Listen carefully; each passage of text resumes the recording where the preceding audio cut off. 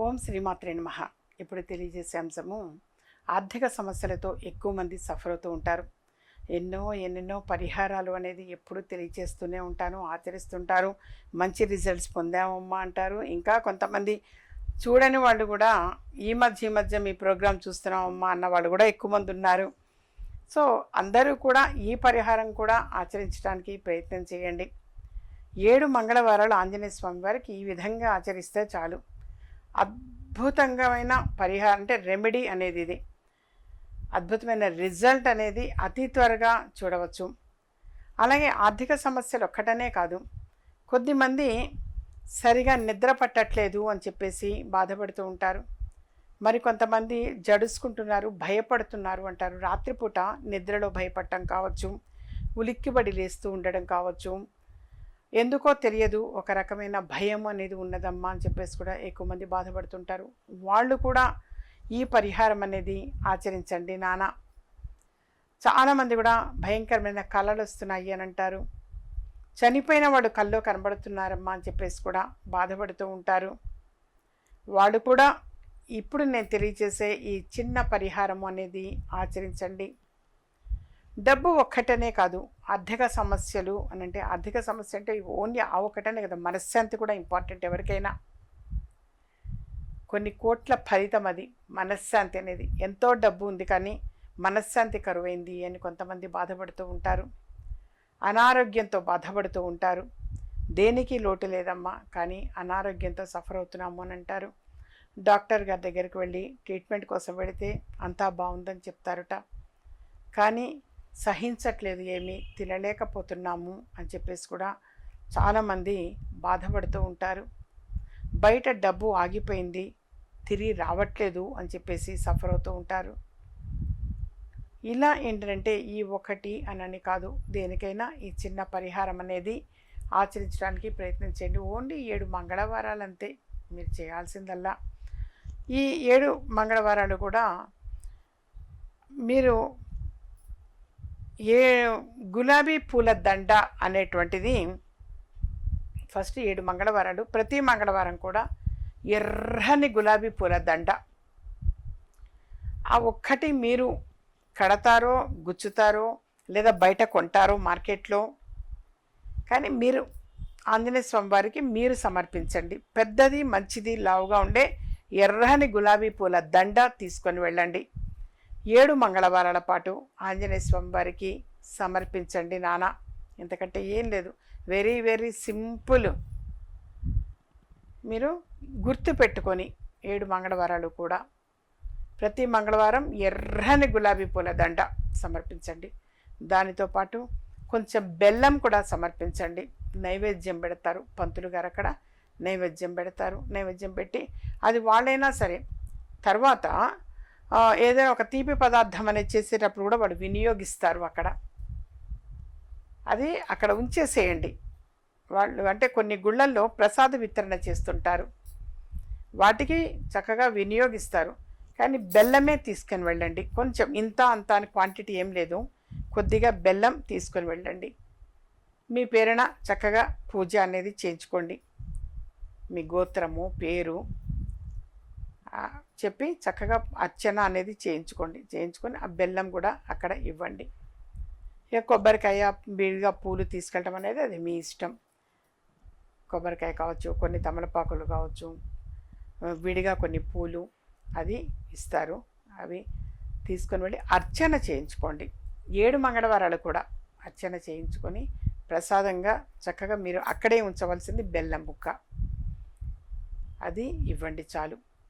ఈ విధంగా చేశారు అని అంటే యథార్థంగా ఆర్థిక సమస్యలన్నీ కూడా తొలగిపోతాయి నాన్న. అప్పుల బాధలు అనేవి పోతాయి, ఆర్థిక సమస్యలు నివారణ అవుతాయి, బయట ఆగిపోయిన డబ్బులు తిరిగి వచ్చే అవకాశం ఎక్కువగా ఉంటుంది. అందుకని ఈ చిన్న పరిహారం అనేది ఆచరించండి చాలు. అలాగే మరొకటి కూడా తెలియచేసేది, అదే రోజు మీరు చేయవలసింది సేమ్ డే మీరు చేయాల్సింది హనుమాన్ చాలీసాను చదువుతూ 11 సార్లు ప్రదక్షిణాలు చేయండి ఆంజనేయ స్వామి వారికి. 11 సార్లు హనుమాన్ చాలీసా, ఒక్కసారి చదువుతారో 2 సార్లు 3 సార్లు, మొత్తానికి మాత్రం హనుమాన్ చాలీసా చక్కగా చదువుతూ 11 ప్రదక్షిణాలు సేమ్ డే అదే రోజు 11 ప్రదక్షిణాలు చేయండి చాలు. ఆ విధంగా చేశారు అనంటే ఆర్థిక సమస్యలన్నీ కూడా తొలగిపోతాయి నాన్న. అలాగే మనశ్శాంతి అనేది కూడా ఉంటుంది. చక్కని ఆరోగ్యవంతులవుతారు. అలాగే మనం ఇంటికి వస్తాము. ఇంటికి వచ్చిన తర్వాత అదే రోజు మీరు చేయాల్సింది మీ ఇంట్లో మీ గృహంలో హనుమాన్ చాలీసాను చక్కగా కూర్చొని ఒక 3 సార్లైనా హనుమాన్ చాలీసాను ఇంట్లో చదవండి. ఆ తర్వాత ఇంట్లో సాంబ్రాణి ధూపము అనేది వేయండి. మంగళవారం నాడే సాంబ్రాణి ధూపము తప్పనిసరిగా వేయండి నాన్న. అలా వేయటం ఒకటి చాలా చాలా మంచిది. సాంబ్రాణి ధూపము వేయటం వలన నెగటివ్ మొత్తం కూడా పోతుంది. పాజిటివ్ ఎనర్జీని తీసుకోగలుగుతారు.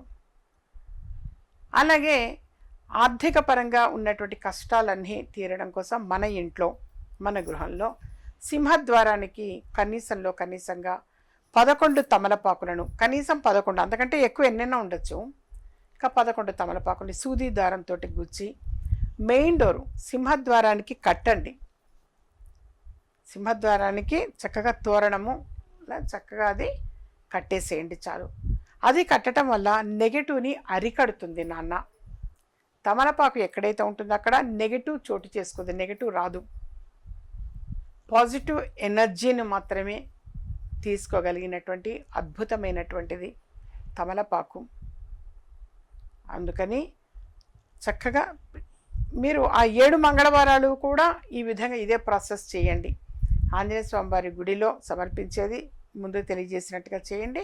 ఇంటికి వచ్చిన తర్వాత సేమ్ ప్రాసెస్, లేదా ముందుగా ఇంట్లో అయినా సరే చక్కగా ఇదంతా కంప్లీట్ చేసుకునైనా ఇంట్లో చేయవలసినట్టు మొత్తం కూడా చేసుకొని మీరు స్వామివారి గుడికి వెళ్ళండి. ఆంజనేయ స్వామివారి గుడికి వెళ్ళి అక్కడ చేయవలసిన మొత్తం కూడా ఇంత మునుపు తెలియజేసినట్టుగా చేసిరండి.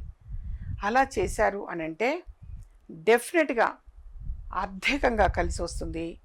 దానికి దీనికి సంబంధం ఏంటి, ఎందుకు ఆర్థికంగా కలిసి వస్తుంది అనంటే దృష్టి దోషము అనేది పోతుంది. అసలు ఇందులో ఇలా చేయటం వల్ల అంతరార్థము అనేది నరదిష్టి, నరఘోష, ఏడుపు ఇవన్నీ కూడా తొలగిపోతాయి. ఎవరైనా ఏదైనా మన మీద కావచ్చు, మన ఇంటి మీద కావచ్చు, నెగిటివ్ దృష్టి ఏదైనా ఉన్నది అనంటే ఎప్పుడైతే తమలపాకుల దండ అది తోరణము అనేది ఎక్కడైతే ఉంటుందో అది దాటి లోపలికి నెగిటివ్ రాదు. వాస్తవంగా రాదు నెగిటివ్ ఎప్పుడూ కూడా. అలాగే అందుకనే మన గృహంలో వీలైనంత వరకు కూడా ఆ తమలపాకు మొక్క అనేటువంటిది కూడా ఉంచటం మంచిది. మన ప్రాంగణంలో తమలపాకు మొక్క అనేది కూడా ఈ అవేర్నెస్ ఎక్కువైంది. నవేడేస్ ఎక్కువ మంది పెంచుతూనే ఉన్నారు. అపార్ట్మెంట్లో ఉన్నటువంటి వాళ్ళైనా చక్కగా ఒక పూల తొట్టి, ఆ తొట్టిలో తమలపాకులది ఆ మొక్క ఒకటి వేయండి నాన్న, చాలా మంచిది. తులసి మొక్క మనం అంత ఇంపార్టెంట్గా ఎలా అయితే ఉంచుతామో తమలపాకులది ఆ చెట్టు, ఆ తీగ అనేటువంటిది కూడా మంచిది, చాలా మంచిది. యథార్థంగా చాలా చాలా మంచిది. దానివల్ల గృహం మొత్తం కూడా పాజిటివ్ ఎనర్జీని తీసుకుంటుంది. అంటే ఆ ప్రాంగణము మొత్తం కూడా పాజిటివ్గా ఉంటుంది, నెగటివ్ అనేది ఉండదు. నేను చాలామంది ఇళ్లల్లో కూడా గమనించాను. ఈ రెమెడీ ఇంత పూర్వం చాలాసార్లు తెలియచేశాను. చెప్పాక చాలామందిట మొక్క అనేది పెట్టి ఉంచి గుమ్మం పక్కన పెట్టి సింహద్వారానికి ఇలా ఆర్చిలాగా కూడా పాకిచ్చారట. వాడు ఫొటోస్ తీసుకొచ్చి చూపిస్తారు నాకు. ఇలా ఆర్చిలాగా మేము పెట్టాము అమ్మగారు. మాకే అంటే ఇక మళ్ళీ స్పెషల్గా మామిడాకులు పండగ వచ్చిందంటే మామిడాకులు గుచ్చాలి. మామిడాకులు దొరక్కపోతే తమలపాకులైనా సరే పెట్టమని చెప్తాం కదా. అలా స్పెషల్గా అని కాకుండా ఎప్పుడూ కూడా చక్కగా ఇలా పచ్చగా బాగుంటుంది. వాళ్ళు చాలామంది కూడా వీడియో చూపిస్తారు నాకు తీసుకొచ్చి. యథార్థంగా పాజిటివ్ ఎనర్జీ ఉంటుంది నాన్న. అది అప్పటికప్పుడు సడన్గా కూడా మనకు కూడా పూజలు పునస్కారాలకి చక్కగా ఒక 2 తమలపాకులన్నా మంచిది. 2 తమలపాకులు, ఒక పువ్వు, ఒక పండు, కనీసం 5 అయినా సరే ఉండాలన్నమాట. తాంబూలము అని అంటే 5 అంటే క్వాంటిటీ 5. అందుకనే కనీసం 2 తమలపాకులు లేదా 3 తమలపాకులు పెడతారు. పెడతారు ఒకటి, ఒక పువ్వు పెడతారు, ఒక పండు లేదా 2 పళ్ళు, పెట్టి ముత్తైదువుకి బొట్టు పెట్టి ఇస్తారు. అది ఇవ్వాలి.